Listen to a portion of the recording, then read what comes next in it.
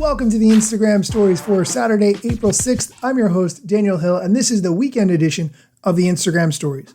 There's a bunch of news to get into, but first, the most important news article of the day has to do with how much money Instagram makes in comparison with YouTube. Now, before I get into this article, a little bit of context.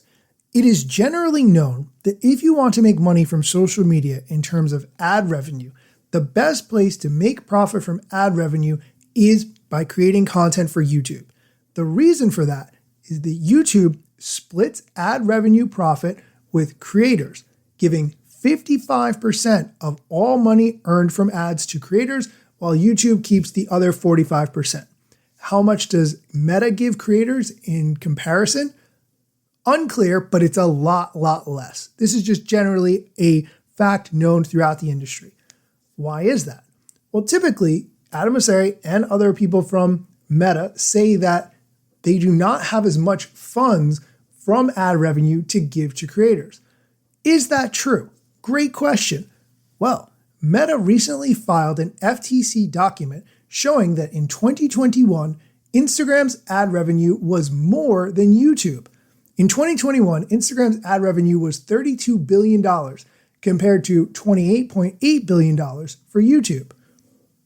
Now you might think, well, maybe that's a recent trend that just started in 2021. It is not.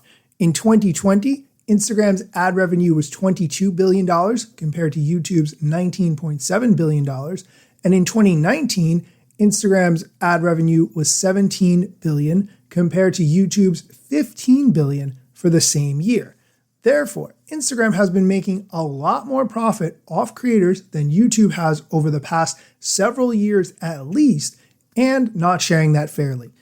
Of course, it's easy to say companies need to make profits in order to succeed. That's just how capitalism works, and so forth.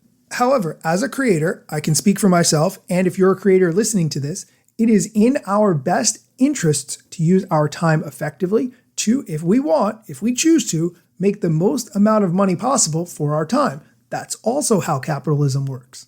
I will link to this article in the show notes, but please know that you are not tied to any specific platform. If you are a creator, spend the time on creating content on the platforms that is best for you, not best for the platforms. That is the most important key takeaway. Again, I will link to this article in the show notes so you can check it out for yourself. We are going to take a quick break. When we come back, the head of Instagram is going to tell us about a new story sticker and some other features you might not know about. And we're back. Instagram recently announced a new story sticker called the notification sticker.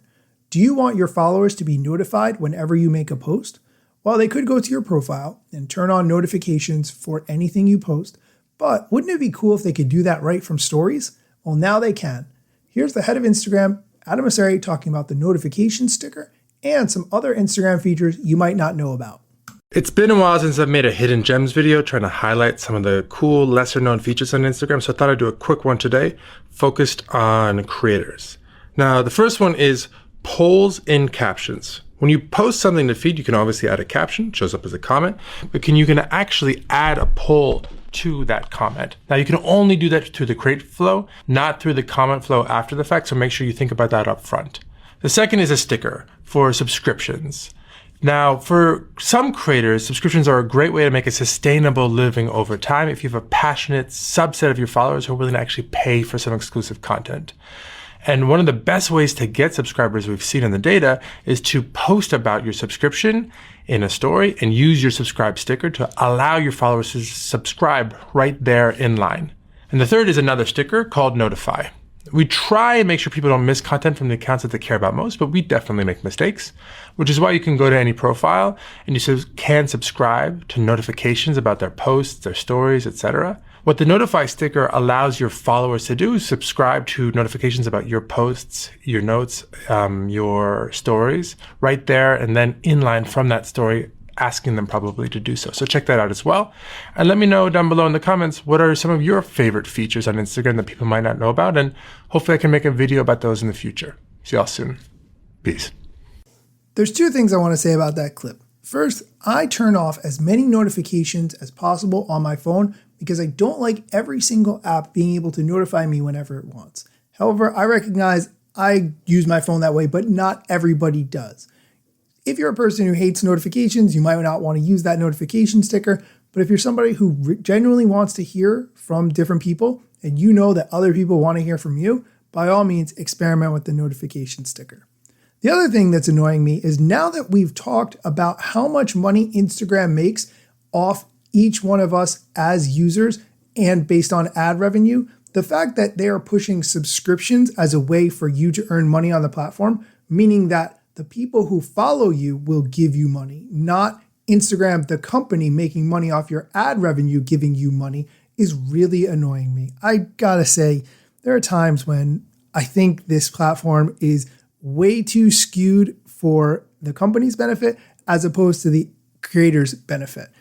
That's just, I'm gonna go make a video about this and I'll make it a reel and I'll make it a TikTok because this is one point that I'm not easily going to get over. That is going to do it for today's episode. As always, thank you for listening. I would like to take a moment to give a shout out to those people who have left me reviews of the show. And today I want to shout out Doug. Doug has been a longtime listener for a while. He sends me messages whenever there's bad audio on the episode so that I can fix it. He's always looking out. I super appreciate that. Doug left a terrific review, which I'd like to highlight. We absolutely love all things Daniel Hill and the Instagram stories, which is part of my morning routine every day. Today I started to listen to his podcast series, which was excellent.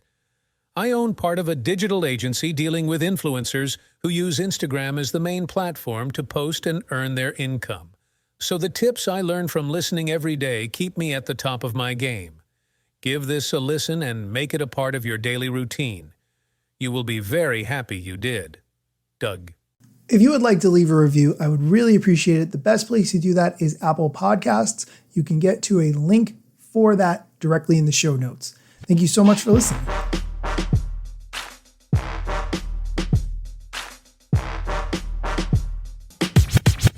I'm not yet a member of the Instagram team, but my podcast covers many Instagram themes. But the name, image, logos are trademarks at Instagram and the LCC in the USA and every territory. Everything I publish independently until Zuck returns my DMs and starts to pay my salary. Not sponsored or endorsed, no lies, no fallacies. I use their logo with permission, not malicious or callously. No trademark violation, filling all criteria. Follow me on Instagram or Twitter at Daniel Hill Media.